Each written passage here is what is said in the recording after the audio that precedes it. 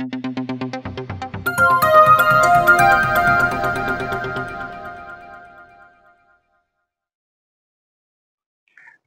TR నిజం, నేను మీ రమేష్. ఈరోజు మార్నింగ్ న్యూస్ కు స్వాగతం. వివిధ పేపర్లోని ముఖ్యాంశాలను ఒకసారి విశ్లేషణ చేసుకుందాం. అందులో ఆంధ్రజ్యోతి, నమస్తే తెలంగాణ, సాక్షి ఇది అన్ని ప్రధాన వార్తలు ఇచ్చిండ్రు. అది ఒకటి చూసుకుందాం. ఎందుకంటే ఉద్యోగస్తులు ప్రభుత్వానికి ఒక అల్టిమేటం జారీ చేసారు. ఏంటంటే మాకున్న సమస్యలను మీరు తీర్చకపోతే మేము మాత్రము ప్రభుత్వం మీద ఒత్తిడి తెస్తాం, మాకు ఇబ్బందులు జరుగుతూ ఉన్నది, మేము సమ్మె కూడా చేస్తామని చెప్పేసి వాళ్ళు బలమైన నినాదం తెచ్చిర్రు. దానికి ప్రభుత్వం ఆలోచన చేసి వాళ్ళకు సంబంధించినటువంటి దాన్ని మేము ఇంప్లిమెంటేషన్ చేస్తామని చెప్పేసి అందులో మాటలు చెప్పారు. అందులో డిఏ అనేది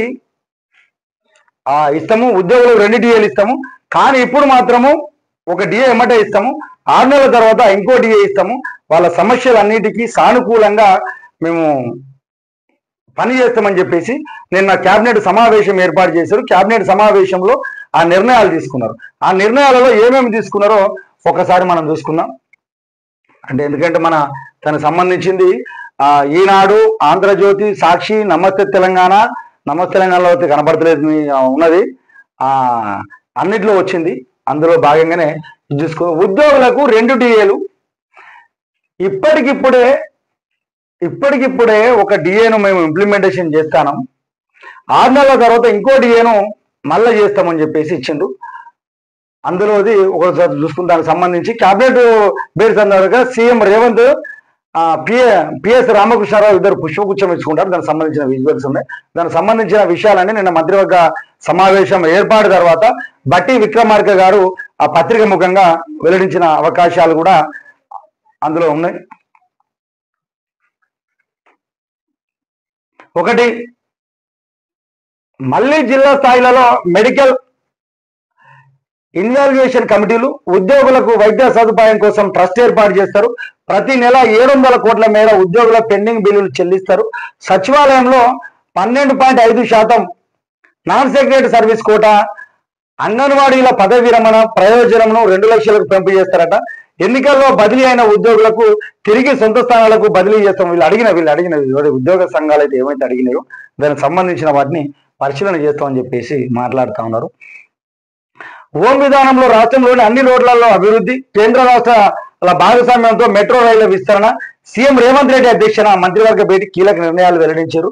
డిప్యూటీ సీఎం మంత్రి బట్టి విక్రమార్క, పొన్నం ప్రభాకర్, పొంగులేటి శ్రీనివాస్ రెడ్డి గారు నిన్న పత్రిముఖంగా వెల్లడించిన అవకాశాలు ఏంటంటే, మళ్ళీ జిల్లా స్థాయిలో మెడికల్ ఇన్వాల్యుయేషన్ కమిటీ ఏర్పాటు చేస్తాం, ఉద్యోగులకు వైద్య సదుపాయాల కోసం ఒక ట్రస్ట్ ఏర్పాటు చేసి ప్రతి నెల 700 కోట్ల రూపాయలను అందులో పెడతామని చెప్పేసి చెప్తా ఉన్నారు. ఇక మరి మళ్ళీ మిగతాదే 6 నెలల తర్వాత ఇస్తామని చెప్పేసి అంటారు. దాంతోపాటు ఉద్యోగ సమస్యల మీద మీరు తీసుకున్న నిర్ణయాలకు అప్రిషియేట్ చేయాల్సిన సందర్భం ఉన్నది. కానీ ఇప్పుడు రైతులు చాలా సమస్యలతో బాధపడతా ఉన్నారు. వాటిని కూడా మీరు నెరవేర్చాలని చెప్పేసి టిఆర్ నిజం నుంచి మిమ్మల్ని అడుగుతా ఉన్నాం సార్. ఎందుకంటే ఈరోజు ఎవరైతే బలంగా ఉంటారో వాళ్ళ యొక్క వ్యవస్థను తొందరగా మీరు ఏదో విధంగా వాళ్ళకి న్యాయం చేసేటట్టు చూస్తూ ఉన్నారు. మిగతా వాళ్ళని మాత్రం కొంచెం విస్మరించినట్టు అనిపిస్తూ ఉన్నది. మరి చూడాలి. ఈ రోజు డబుల్ బెడ్రూమ్ల పరిస్థితి ఊళ్ళల్లో చాలా ఇబ్బందులు అవుతున్నాయి. మాకు వస్తలేదు, అసలు నిజమైన పేదోళ్ళకి వస్తలేదు అని చెప్పేసి ఇబ్బందులు పడ, ఆ సమస్యలను కూడా మీరు పరిష్కరించాల్సిన అవసరం ఉన్నది. ఇంకోటి ఏంటంటే, మన వికలాంగులకు 6,000 రూపాయల పెన్షన్ ఇస్తా అన్నారు, అది వదిలేసారు. దానిపైన మీరు మంత్రివర్గ నిర్ణయం తీసుకొని తొందరగా ఇంప్లిమెంట్, ఎందుకంటే మీరు మీ యొక్క పాలన వచ్చేసి 18 నెలలు అవుతా ఉన్నది, ఇంతవరకు దాని మీద మీరు ఎక్కడ జరుగుతుందో ఆలోచన చేయాలి. ఇంకోటి, మహిళలకు 2,500 రూపాయలు ఇస్తామని చెప్పేసి అన్నారు, అది కూడా లేదు. ఎందుకంటే ఎవరైతే మీకు బలంగా లేవనెత్తారో వాటి మాత్రమే మీరు చేస్తారని చెప్పేసి ప్రజలు అనుకుంటారు. కానీ ఆ సమస్యల పైన కూడా మీరు మంత్రివర్గ కమిటీ ఏర్పాటు చేసి ఎమ్మటే అది సాధించాలని చెప్పేసి టిఆర్ నిజం నుంచి ప్రభుత్వాన్ని డిమాండ్ చేస్తాను. ఇంకోటి ఏంటంటే, రైతు భరోసా అది పంట వేసిన నాటికి అందరికీ నిధులు జమ చేయాలని, మంచి రోజున ఇవ్వాలని క్యాబినెట్ భేటీలో అభిప్రాయం వచ్చింది. నష్టం వచ్చిన 2 పంటలకు బోనస్, నెలాఖరులోనే నోటిఫికేషన్, స్థానిక ఎన్నికలపై సర్కారు ముందుకే 15వ తేదీన మరోసారి క్యాబినెట్ భేటీ, అప్పుడు దీనిపై పూర్తి స్థాయిలో విచారణ. ఇంకోటి, పూర్తి స్థాయిలో నిర్ణయం తీసుకుంటామని చెప్పేసి కాళేశ్వరం 10న సీఎం సమీక్ష, బనకచెర్ల గోదాం అనుసంధానం పైన కళ్ళు తిరిగి పడిపోయిన సురేఖర్ మంత్రి సురేఖ కేబినెట్ భేటీ అనంతరం స్వల్ప అవస్థతో పరామర్శించిన సీఎం రేవంత్ రెడ్డి అని వార్త ఇచ్చింది. ఇంకోటి ఏంటంటే రైతు భరోసా అనేది పంటకు ముందిస్తే దానికి సంబంధించినటువంటి విషయాలన్నీ తీసుకోవడానికి ఆస్కారం ఉంటుంది. మరి దాని గురించి మీరు ఏం చేస్తారో చూడాలి, నిర్ణయాలు చేయడమే కాదు. స్థానిక ఎన్నికలపై సర్కారు ముందుకే, స్థానిక ఎన్నికలు ఎప్పుడైపోయినాయి సార్, ఈ రోజు వరకు కూడా దానిపైన మీరు జరుగుతలేదు. ఎందుకంటే గ్రామాలలో బాగుపడడం ఇష్టం లేదా, గ్రామాల్లో పరిపాలన సవ్యంగా ఉండడం మీకు ఇష్టం లేదా, మరి ఎందుకు చెప్పేం చేస్తారనేది ఆలోచన చేయాలి. ఎందుకంటే ఈరోజు ఎమ్మెల్యేలుగా మీరున్నారు, నియోజకవర్గాలను చూడాలి, మరి గ్రామాలలో ఎవరు చూడాలి సార్? అక్కడ ఉన్న ప్రజాప్రతినిధులు, సర్పంచ్లు వాళ్ళు చూడాలి కదా. మరి ఎక్కడ జరుగుతుంది అది? ఇన్ని నెలల కాంచి గ్రామాలలో పరిపాలన దిగజారిపోతా ఉన్నది. వాళ్ళకు సమస్యలు అట్నే ఉంటాయి, ఎక్కడెక్కడ ఉంటాయి. ఇంతకుముందు గ్రామాలలో సర్పంచులు ఉంటే ఈ సమస్య ఉన్నదా, గా సమస్య ఉన్నదని చెప్పితే నెరవేర్చే సందర్భం ఉండే. కానీ ఈ 18 రోజులు మీరు వచ్చిన కాడి నుంచి ఇంతవరకు దాని మీద ఇక ఈ నెలలు వస్తాయి అని చెప్పేసి అంటారు. దానికి సంబంధించిన ఎన్నికల యంత్రాంగం అప్పుడే ఆ బ్యాలెట్ పేపర్ కూడా సిద్ధంగా ఉన్నదని చెప్పేసి అంటారు. మరి ఇప్పుడే మీరు ఎన్నికలంటే భయపడతా ఉన్నారా? ఆలోచన చేయాలని చెప్పేసి టీఆర్ఎస్ నుంచి ప్రభుత్వాన్ని అడుగుతా ఉన్నాం సార్. ఇంకోటి,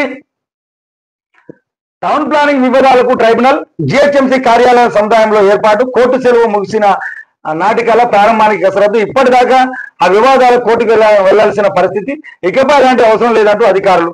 రాష్ట్రంలో తొలిసారి టౌన్ ప్లానింగ్ వివాదాల పరిష్కారానికి ప్రభుత్వం ట్రిబ్యునల్ ఏర్పాటు చేసింది.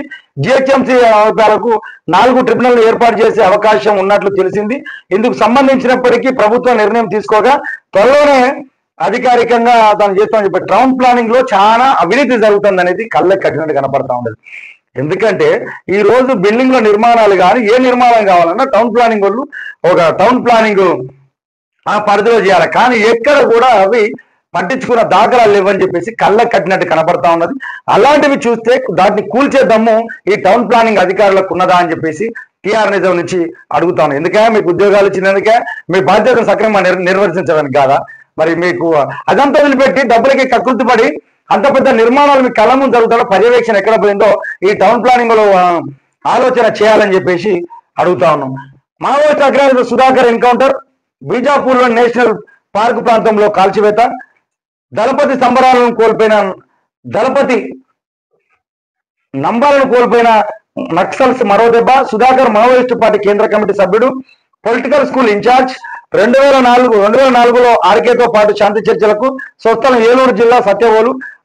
ఆయుర్వేదం అభ్యసిస్తూ పోరుబాటులోకి ఆంధ్ర, ఒడిశా జిల్లాలకే 40 ఏళ్ల జీవితం. సుధాకర్ తలపై 1 కోటికి పైగా రివార్డు ఉన్నది. ఎన్కౌంటర్ నుంచి తప్పించుకున్న అగ్రనేతలకు బండి ప్రకాష్ పాపారావు. పాపం ఆయన 40 ఏళ్ళు అందులోనే కమ్యూనిస్టు పార్టీలో అజ్ఞాతంలోనే ఉన్నాడని చెప్పేసి అంటా ఉన్నారు. ఆయనను పట్టించినా ఏం చేసినా 1 కోటి రూపాయలు విరాళం కూడా రివార్డు కూడా ఉన్నదని చెప్పేసి అంటారు. పాపం చనిపోయిండు, చూడాలని. నాలాంటి వేలాది విద్యార్థులు మనోగతం వినిపించా, గాజాలో జరుగుతున్నది నరమేధం, మానవత్వం ఉన్న వారెవరు సమర్థించరు. పాలస్తీనా వాసులకు మద్దతుగా పలు కార్యక్రమాలు చేపట్టడం, క్లాస్ ప్రెసిడెంట్ గా సన్నోత్సవం రోజు కావాలనే ఈ అంశం లేవనెత్తా. అనంతరం నాకు ఎలాంటి బెదిరింపులు ఎదురు కాలేదు, యూనివర్సిటీ నుంచి బహిష్కరించలేదు, డిగ్రీని పోస్టులో పంపుతామన్నారు. యువత బాధితులను గొంతు ఇవ్వాలి. ఆంధ్రజ్యోతి అమెరికాలోని పాలస్తీనాకు మద్దతుగా గలం వినిపించిన ఐఐఎంటి విద్యార్థిని అదొక వార్త ఇచ్చింది. ఇంకోటి, ఆర్బీసీ ప్రతినిధులు అరెస్టు చేయండి, డీజీపీకి కర్ణాటక సీఎం సిద్ధరామయ్య ఆదేశం. కర్ణాటక క్రికెట్ సంఘం ఈవెంట్ మేనేజ్మెంట్ పై మెడకు ఉచ్చు, బెంగళూరు పోలీస్ కమిషనర్ సహా 5 పోలీసులపై వేటు. విచారణకు ఏకసభ్య జ్యుడిషియల్ కమిషన్ నియమించిన ప్రభుత్వం. ఘటనపై పూర్తి స్థాయి నివేదిక కోరిన కర్ణాటక హైకోర్టు. మృత్యు కుటుంబాలకి 10 లక్షల చొప్పున నష్టపరిహారం ఇస్తున్న ఆర్సీబీ. ఏదేమైనా కూడా ఈ రోజు తొక్కిసలాటలో ఆకలి సావులు తెచ్చడం అనేది అక్కడక్కడ కనపడతా ఉంటుంది. ఆకలి సావులు కాదు, కడుపు నిండిన సావులు. కడుపు నిండిన సావులు అంటానా? ఎందుకంటే ఇప్పుడు నీకేదో సినిమాలలో బొమ్మ 3 గంటలు ఆడే బొమ్మ కోసం ఆడపై తొక్కిసలాటలు చచ్చిపోతారు. ఏదో క్రికెట్ ఆటగాళ్ళ కోసం కూడా తొక్కిసలాటలు చచ్చిపోతా ఉన్నారు. మరి దేవుడిచ్చింది ఇది కరెక్ట్. దేశం కోసం ఏమైనా వాళ్ళు ఏమైనా యుద్ధం చేస్తానారని, మనల్ని కాపాడడానికి యుద్ధం చేస్తానారు, వాళ్ళని చూడడానికి ఎందుకు పోతారు? చిన్నపిల్లలు, మహిళలు. ఎందుకు? ఇది కడుపు నిండిన సావులు, అంత ఆకలి సావులు కాదు. ఈ మూర్ఖత్వాన్ని సాగు చచ్చిపోతారు. ఎందుకంటే మనం చచ్చిపోవడానికి ఒక అర్థం ఉండాలి. అర్థం లేకుండా తొక్కిసలాట ఏమైందా అది పోకపోతే ఏమన్నా మీకు ఆదాయితాను అది ఇది అర్థమైతే లేదు. కాకపోతే ఇలాంటి దానికి మాత్రం పర్యవేక్షణ ఉండాల్సిన ఉండే, కానీ పర్యవేక్షణ లోపం వల్ల అక్కడ చనిపోయారు అని చెప్పేసి అంటా ఉన్నారు. కాబట్టి ఏదేమైనా కూడా మన కార్యక్రమం మన ఇక్కడ బాధ్యతలు చేస్తాను అంటే ఖచ్చితంగా అన్ని ఏర్పాట్లు చేయాలి. ఎందుకంటే మీరు ప్రజల ప్రాణాలతో చెలగాటం ఆడొద్దు, ప్రజల ప్రాణాలను తీసిన మూర్ఖులు కాదు. ఎందుకంటే మీరు కూడా ఉగ్రవాదులతో సమానంగా భావిస్తారు. ఎందుకు మొన్న అక్కడ చంపిర్రు వాళ్ళ ఉగ్రవాదులు అయినరు, మరి మిమ్మల్ని ఏమనాలి? మిమ్మల్ని చంపిన వాళ్ళని ఏమనాలి అంట. ఇది ఆలోచన చేయాలని చెప్పేసి టిఆర్ నిజం నుంచి ఈ ప్రభుత్వం ఇక్కడ ఉన్నటువంటి ఆర్సీబీ వాళ్ళను అడుగుతా ఉన్నాం. ఇంకోటి రైతులపై అత్యాయత్నం కేసు 40 మందిపై ఎఫ్ఐఆర్, 17 సెక్షన్లకు నమోదు, 12 మంది రిమాండ్, జిల్లా జైలుకు తరలింపు. ఎక్కడ పోయినా రైతుల మీద నేను అన్న మీ ప్రతాపాలు వాళ్ళు మాకు ఇక్కడ సమయం వద్దాయని చెప్పేసి అంటారు. వాళ్ళను చర్చలు జరిపి వాళ్ళని నచ్చజెప్పి ఆడ మాట్లాడే సందర్భం ఉంటే, ఎందుకంటే రైతు అన్నటోడు భూమిని నమ్ముకొని భూమి ద్వారానే పొట్ట పోసుకొని 10 మందిని పొట్ట నింపడానికి ప్రయత్నం చేస్తాడు. కాబట్టి ఆ భూమి మీద అక్కడ ఒక ప్రేమ ఉంటుంది. ఆ ప్రేమ ఉంటుంది కాబట్టి అతను బుజ్జగించి మాట్లాడి ఏం చేయాలి, వాళ్ళ మీద దౌర్జన్యాలైంది, కొట్టుడైంది, వాళ్ళ జైల్లో పంపుడైంది. ఈ ప్రభుత్వం ఆలోచన చేయాలి కదా. ఇదే రాజకీయ నాయకుల భూములు ఇచ్చిన వాళ్ళు అట్లా కొడతారే, ఈ ప్రభుత్వం అట్లా కొడతాయి అంటాను. ఈ సిగ్గుండాలి, ఏం చేస్తానో ఆలోచన చేయాలి. రైతుల పైన ఇంతగా అయితమైంది, దెబ్బలు చూపెడతా ఉన్నారు. పాపం వాళ్ళు ఏం పాపం చేసిరా, వాళ్ళు నచ్చ చెప్పండి, బుజ్జగించింది, వాళ్ళకి దానికి సంబంధించిన ఏర్పాట్లు బయట చేయండి. ఎందుకు వాళ్ళు ఇట్లా చేస్తా ఉన్నారో మీరు ఆలోచన చేయాలని చెప్పేసి టిఆర్ నిజం నుంచి అడుగుతాను. బిల్లులో మల్లుకు 10% కమిషన్, అలంపూర్ కాంగ్రెస్ నేతల ఆరోపణ, మీనాక్షి నటరాజన్ పిసి చీఫ్ కు ఫిర్యాదు, కార్యకర్తలను పట్టించుకోవడం లేదని విమర్శ, రవిపై చర్యలు తీసుకోవాలని డిమాండ్, 17 మంది సంతకాలతో అధిష్టానానికి లేఖ. 10 ఏళ్ళ అధికారాన్ని కోల్పోయినరు, ప్రజలు మళ్ళీ పొందలేకపోయినరు. ఇది వ్యతిరేకత మీద మీరు మంచి పని చేస్తారని మీకేస్తే మళ్ళీ మీరు చేసేది ఏందా, ఇది మీరు చేసేది ఏందా అంటాను. టిఆర్ నిజం నుంచి అడుగుతాను మిమ్మల్ని, మీరు సమాధానం చెప్తారా? చెప్పే దమ్మున్నదా? ఇట్లా ఇంత పెద్ద కథ మీ పార్టీ నాయకులే మీరు ఇస్తారని చెప్పేసి ఇంత పెద్ద వార్తలతో తెస్తంటే ఏంది కథ ఇది చూడాలి. ఎందుకంటే ప్రభుత్వం వచ్చింది, ప్రజల పక్షాన మీరు మాట్లాడే సందర్భం ఉండాలి. కానీ ఇలాంటి చేయకపోవడం అనేది దుర్మార్గమైన ఆలోచనగా భావిస్తాను. కాబట్టి ఇలాంటి సిగ్గుచేటైన విషయాలను అని చెప్పేసి మేము ప్రభుత్వాన్ని అడుగుతా ఉన్నాం. ఇంకోటి, ఇంతకుముందు పాపం గతంలో వికలాంగులకు బండ్లు గిట్లా రావాలంటే, స్కూటర్లు గిట్లా రావాలంటే 85% 3 గిరాల బండ్లు ఏమైనా రావాలంటే కూడా 85% ఉండాలి. వాళ్ళ వైకల్యం 85% ఉండాలి.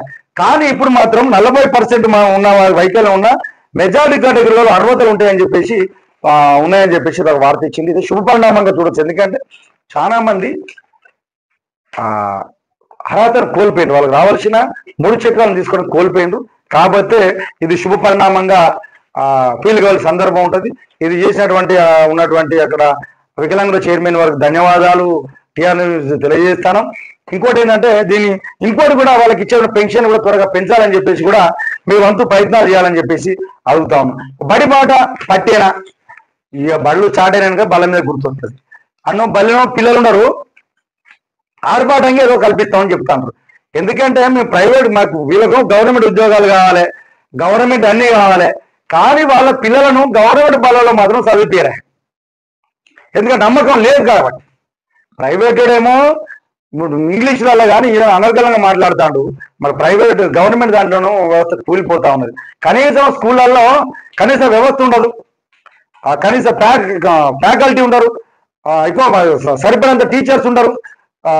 ఏది ఉండదు అంటే మధ్యాహ్న భోజనం పెడతామని చెప్పేసి ఆర్భాటాలు ఇంకేదో చేస్తారు. మాకు కరెక్ట్ నాణ్యమైన విద్య అందనప్పుడు ఏం చేస్తారు అని ఆలోచన చేయాలని చెప్పేసి టిఆర్ నిజం నుంచి ప్రభుత్వాన్ని అడుగుతా ఉన్నా. ఇది ఈ వార్తలు. రేపు మరిన్ని వార్తలతోటి మళ్ళీ మేము ముందుకు వస్తాం.